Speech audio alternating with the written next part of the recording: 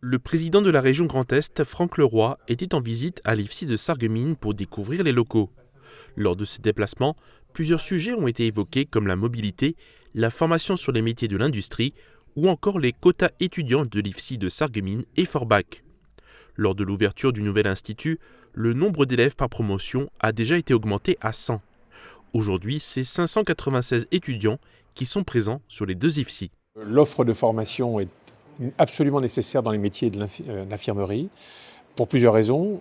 D'abord, la situation démographique fait qu'on va avoir beaucoup de départs en retraite dans ces métiers, puis qu'ensuite, l'allongement de la durée de vie nécessite de plus en plus de soins infirmiers. Et donc, on a besoin de plus en plus de formation en infirmiers. On est donc passé sur des promotions qui étaient de 79 à 100, ce qui veut dire 300 étudiants ici, 300 étudiants à Forbach. Alors c'est suffisant pour le moment, mais cet amphi que vous apercevez derrière moi, il a été calibré pour aller jusqu'à 125 comme promotion. Donc il est normal quand on construit un institut de formation aux soins infirmiers de penser le temps long. Et peut-être que dans 3 ans, peut-être que dans 5 ans, on aura besoin, parce que les besoins seront supérieurs, on aura besoin d'accroître le nombre d'élèves infirmiers, infirmières. Et donc, c'est la raison pour laquelle on a un peu surdimensionné ces amphis. Il avait été convenu au lendemain du Covid que dans le cadre du Ségur de la santé, l'État accompagnerait le développement des formations sanitaires et sociales. L'État, confronté à des déficits importants, a un temps envisagé de ne pas soutenir les régions en la matière. Fort heureusement, la pression que nous avons mise avec l'ensemble des présidents de région a fait basculer la décision dans le bon sens, c'est-à-dire qu'on continue d'avoir des crédits dits Ségur de la santé. On souhaiterait en avoir davantage, parce qu'évidemment, plus on a de moyens en la matière, plus on peut offrir un nombre important de formations.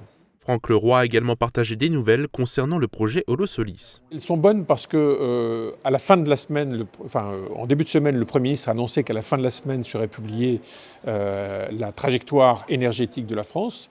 Et cette trajectoire énergétique de la France réserve une place importante aux renouvelables, ce qui est extrêmement important parce qu'on a un certain nombre de partis politiques, notamment l'extrême droite, qui combat les énergies renouvelables, alors même qu'un projet comme Holosolis, c'est du 100% renouvelable. C'est la plus grande usine européenne de panneaux photovoltaïques. On est dans une région qui est très portée sur l'énergie bas carbone, l'électricité bas carbone, avec d'une part le nucléaire, d'autre part une capacité de production d'électricité grâce aux renouvelables qui est extrêmement importante, la plus importante de France aujourd'hui. Et des succès comme Holosolis réalisé ici et qui sera le grand projet d'avenir de ce territoire avec 2000 créations d'emplois, c'est évidemment des projets que nous avons très efficacement soutenus. D'où le projet de salle blanche que nous avons au lycée Nominé. C'est un projet qui est mené concomitamment avec la communauté d'agglomération et avec l'UMM. Pourquoi ? Parce que dans de plus en plus de formations aujourd'hui, de métiers, qu'on soit dans la chimie, qu'on soit dans la pharmacie, qu'on soit dans la construction de panneaux photovoltaïques, on a besoin de travailler en salle blanche, c'est-à-dire dans des atmosphères contrôlées, où évidemment la gestuelle n'est pas la même, où le contrôle n'est pas le même, et que pour garantir la qualité des produits, il faut être en capacité d'être formé à travailler en salle blanche. Donc l'idée, c'est bien de mettre en place, à partir de 2027, cette formation nouvelle, ici à Sarreguemines, pour satisfaire aux besoins d'embauche d'Holosolis, mais également des entreprises qui, d'abord, sont attirées par ce territoire qui est dynamique, et ensuite par les entreprises existantes qui ont besoin de recruter des personnels formés en salle blanche.